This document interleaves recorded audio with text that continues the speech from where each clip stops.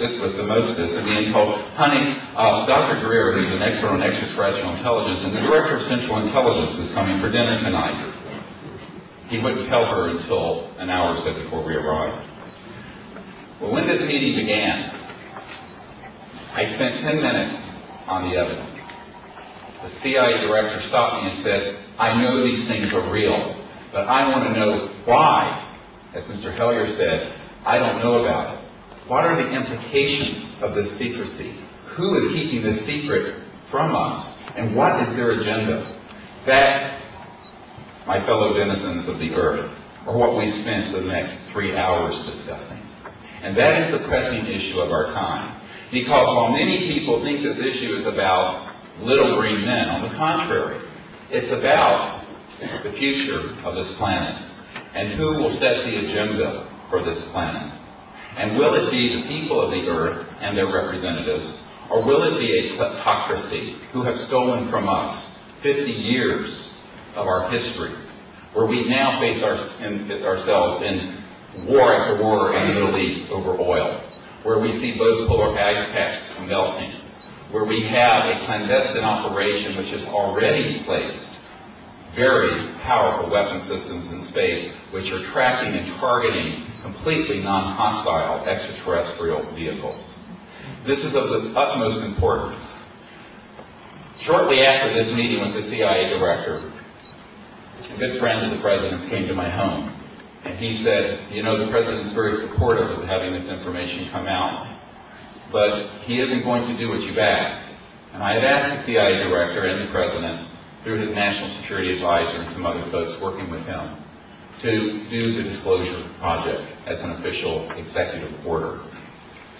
And this man sat, and you know, it's stunning to think about, excuse me, at my dining room table with my wife and children, and said, well, he's very supportive of this, but we're convinced that if the president does what you're recommending, he will end up like Jack Kennedy.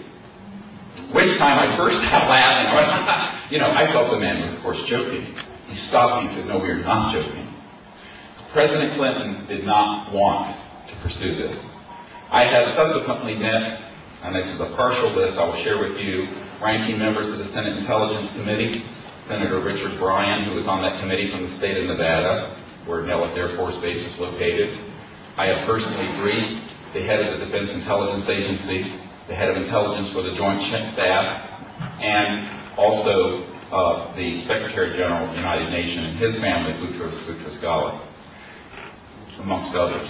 What I found was that the vast majority of people that we think are running our governments are being lied to or denied access. And this permanent, if you will, government, as opposed to the provisional one, I like that analogy, is the one running the show. We have neither elected them nor appointed them.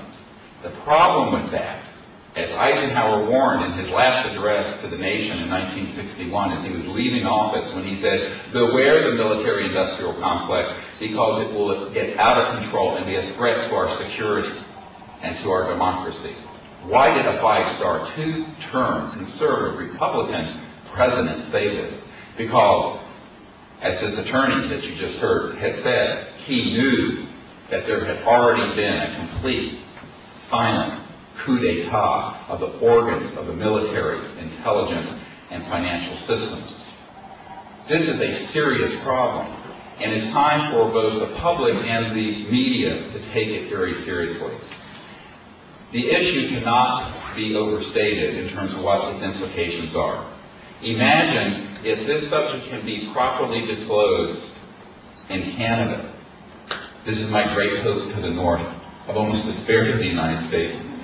I say this as a patriotic American whose mother's family were some of the original founders of the United States. And I look to Canada and I look to some other countries and say, perhaps you can reach your elected officials and ask them, and there's a petition for you to sign for this to happen, to hold open, secrecy-free hearings. And I will give whoever is the investigator for whatever Senate or Parliament committee who inquires into this matter, the list, name, phone numbers, all the information of all 450 of these military and intelligence witnesses.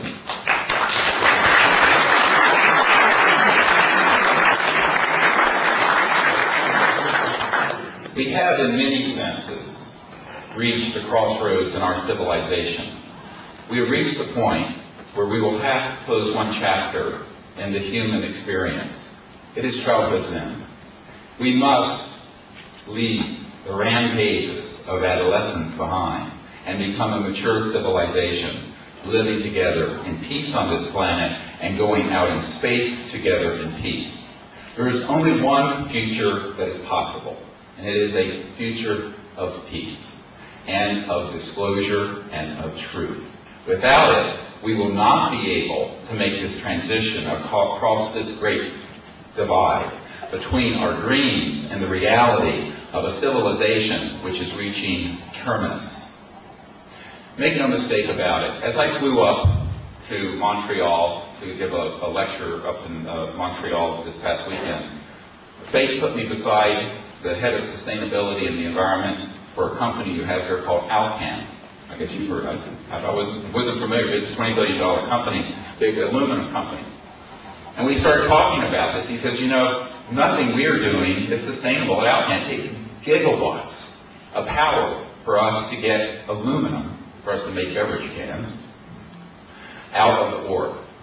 And we're burning fossil fuels and we're using all kinds of resources to do it. I said, yes, isn't that a shame? Because Ben Rich, the head of Lockheed Skunk Works, before he passed away, told 3 members of the Disclosure Project team that we already had the means to generate infinite amounts of energy, to travel among the stars at superluminal velocities, but that these technologies were locked away in a black box, and that it would take an act of God to get them out to the public. I'm quoting. I think it's time that perhaps maybe God looks through us.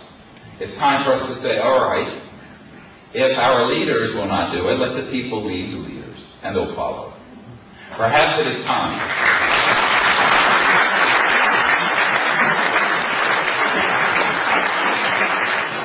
to allow ourselves to reach the potential of the future of humanity and leave to our children and our grandchildren and all those that come behind us a sustainable civilization living in peace, and that will be the generation to achieve that seminal hallmark in human evolution. Thank you.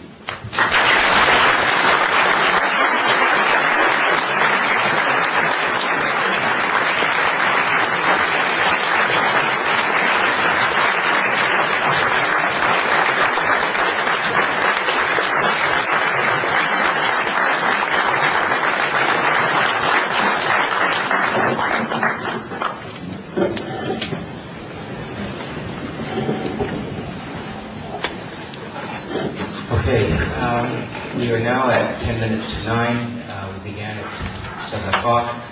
I wanted this to go no more than an hour and a half to 2. However, I think there are some people who may want to ask questions, and I just want to provide the opportunity for anyone who wants to, first of all from the press, who wants to direct questions at either Mr. Hellyer, or Dr. Greer, or myself or Michael. So that microphone will be live in a minute if you wish to. Is there anyone who wishes to come forward to? Okay.